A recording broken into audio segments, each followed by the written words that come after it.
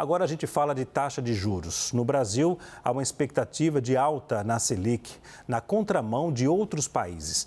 A possibilidade acende alerta no setor do varejo e no mercado de trabalho. Ao longo da semana, o diretor do Banco Central, Gabriel Galípolo, afirmou que o Comitê de Política Monetária não vai hesitar em elevar os juros, se for necessário. Os impactos de juros mais altos são tema da nossa entrevista com o Sérgio Vale, economista-chefe da MB Associados, a quem eu agradeço pela disponibilidade em falar conosco da CNN Brasil. Muito boa noite, Sérgio. Boa noite, Leandro. Prazer estar aqui falando com você. Prazer é todo nosso. Sérgio, a taxa alta de juros pode comprometer o crescimento econômico do país, se persistir?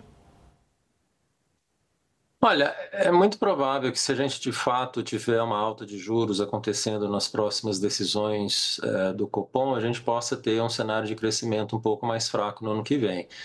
Mas a gente precisa sempre lembrar que o BCE está fazendo isso, eventualmente vai fazer essa alta de juros nas próximas decisões para tentar conter um processo inflacionário que está acima da meta. Esse ano a inflação, nesse momento, já está em 4,5%. A expectativa de todo mundo é que ela termine o final desse ano também entre 4% e 4,5%.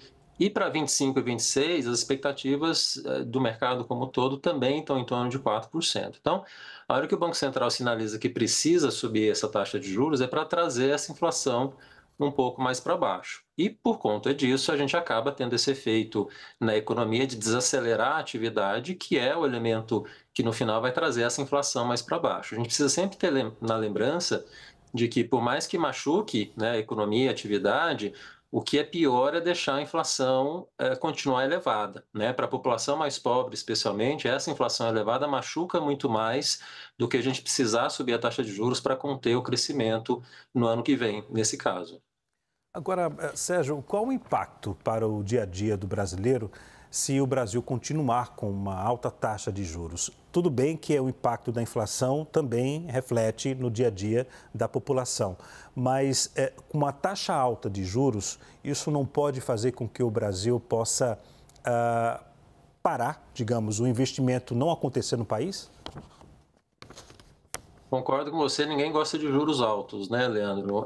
Juros elevados, em geral, sempre vai ser um impeditivo para crescimento, né? Dependendo da taxa, dependendo da aceleração dessa taxa.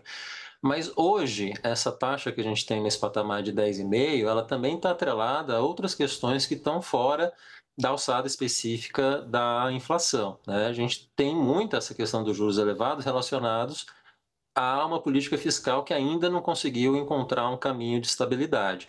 A gente tem um déficit público muito elevado, a dívida pública também está muito elevada, e quanto maior esse déficit, maior essa dívida, a gente acaba tendo taxas de juros mais elevadas, que é o que a gente está vivenciando agora. Então, para repetir momentos que a gente teve lá atrás no Brasil, quando a Selic chegou a 6,5%, chegou até 2% na época da pandemia, mas para trazer essa taxa para baixo, a gente depende também de um esforço de uma outra parte do governo, que é o executivo, em relação à política fiscal.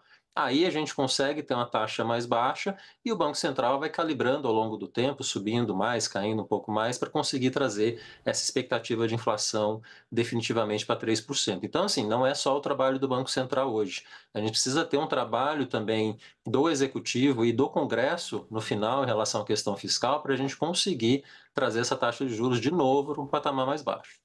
Sérgio, reformas como a reforma administrativa é um ponto crucial para o Poder Legislativo, o Congresso Nacional, tentar colocar em pauta para ajudar a tentar não só conter a inflação, mas baixar a taxa de juros?